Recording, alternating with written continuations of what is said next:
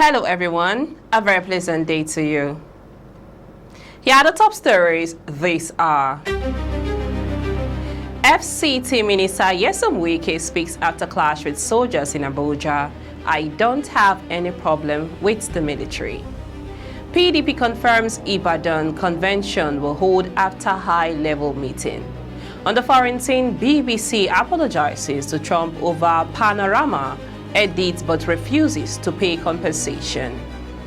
A very good day to you and welcome to First News Port Harcourt. I am Becky Usoro. Now the news in details. The Minister of the Federal Capital Territory, FCT, Wike, has dispelled any claims of misunderstanding between himself and the Nigerian military. According to Wike, who spoke with newsmen in Abuja on Thursday, he has no problem and would never have a problem with the military. His comments follow the altercation between him and an officer of the Nigerian Navy on Tuesday over the legality of an ongoing development of a land in Abuja, which he has since snowballed into a matter of national discourse. However, in his chat with newsmen on Thursday, the FCT minister stated that claims in certain quarters about a fallout between him and the Nigerian military are false, mischievous, and unfounded. He submitted that the armed forces is an institution he has utmost respect for, adding that his administration has remained steadfast in supporting military operations within the FCT and across Nigeria. Addressing his comments during the heated confrontation which broke out until Tuesday in Abuja after soldiers prevented him and his entourage from accessing a parcel of land in the Gaduwa district, Wike said his words were taken out of context as he was only advocating for lawful conduct and adherence to constitutional principles by all security operatives. What I said was simple. No officer or individual should carry out an illegal order. If an instruction is unlawful, you have the right to say no. That does not mean I have a problem with the military. As FCT minister, I have continued to provide support to the military in the operations. Anyone saying otherwise is simply not telling the truth. The military is an institution I will always respect. They have sacrificed so much for this country and they deserve all our full support. Wike also urged journalists to uphold professionalism and accuracy in their reportage, warning against sensationalism and misrepresentation of facts. You are listening to news on First News Port Harcourt. Let's go for a short break. When we return to bring to you more details on PDP confirms Ibadan convention will hold after high-level meeting.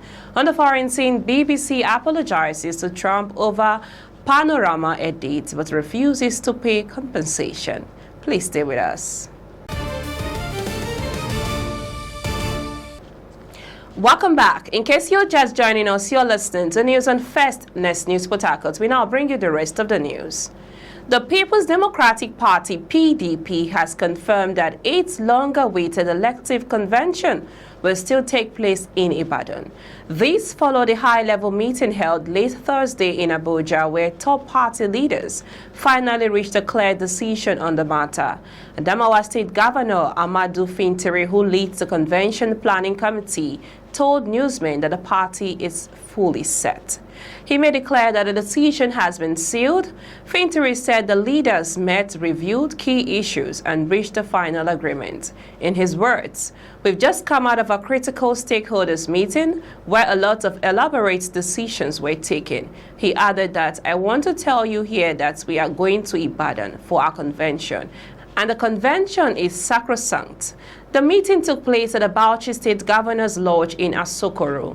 Several top figures attended. They included Oyo State Governor Seyi Makinde, PDP National Chairman Umar Damagum, former Senate President Bukola Saraki, PDP spokesman Debo Olugunaba, and former Minister Tanimu Turaki.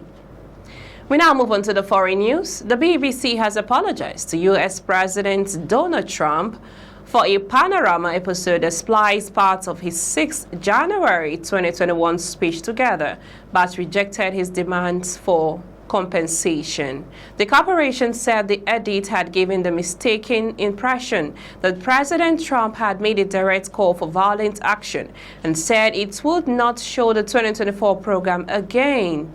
Lawyers for Trump have threatened to sue the BBC for $1 billion in damages unless the corporation issues a retraction, apologies, and compensates him.